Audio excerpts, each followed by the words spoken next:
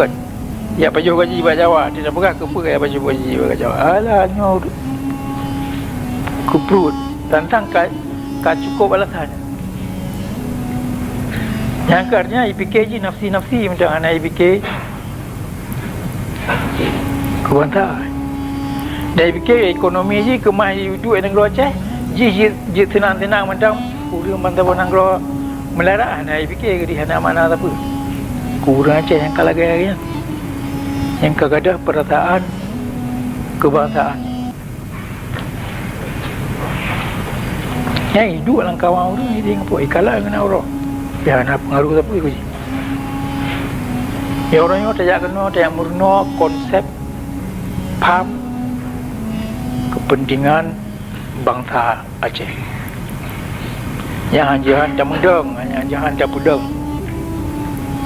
Yang lebih penting ni bagi kepentingan nafsi-nafsi pribadi-pribadi.